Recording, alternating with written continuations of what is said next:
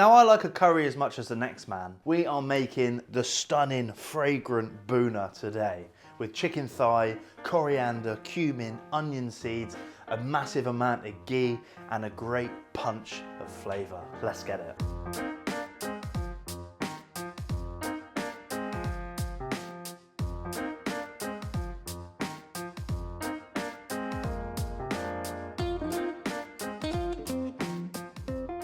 I start this story with chicken thighs. Why chicken thighs? Because they live close to the bone. They've got an amazing amount of sweetness that they extract from the leg as they grow. Chicken thigh, bone out, skin off, on the board. We're going to take that into 3 pieces and get it into our bowl. We want to keep this chicken quite chunky because I like the texture that it brings. This isn't a saucy curry, it's a dry curry. It's about that beautifully marinated, fragrant meat. Spices, there's thousands, but these are some of my favorites. Madras curry powder, straight onto the chicken. Paprika, garam masala, and ground coriander. A good hit of ground black pepper and a couple of spoons of salt. Now get your hand involved and give it a good massage. And we're gonna marinate that minimum 30 minutes, maximum 6 hours. It's been an hour, we're back, we're gonna start our cooking process.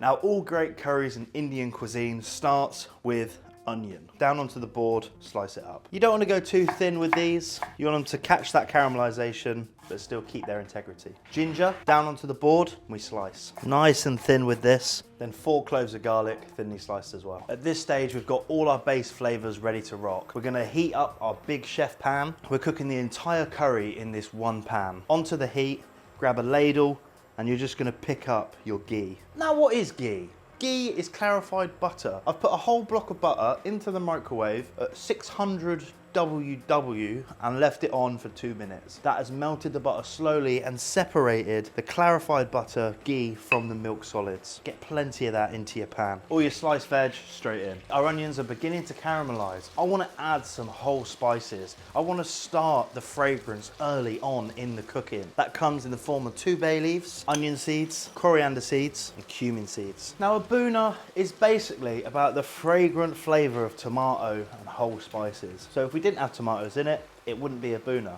A couple of plums down onto the board in half, and then the same as the onion, you get some quite nice wide slices. The spices are whole, but they are quite delicate. So when I start to get a touch of caramelization on my onions, I'm gonna add the tomato, because the moisture in the tomato, as it dehydrates, will help protect the spices from the harsh temperature that ghee can generate.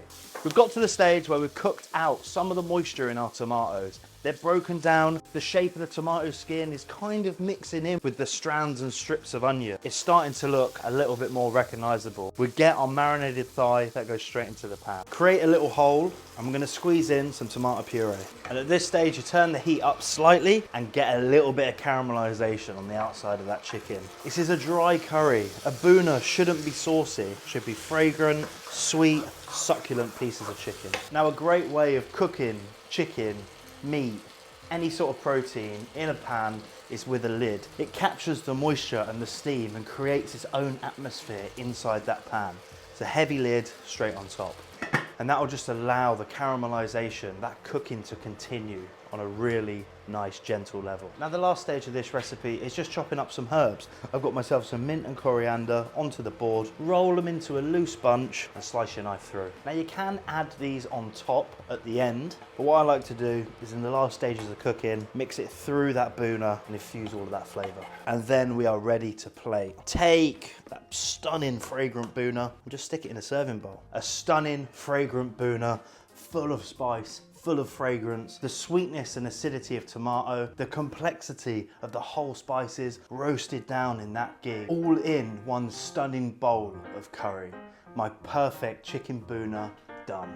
And thank you.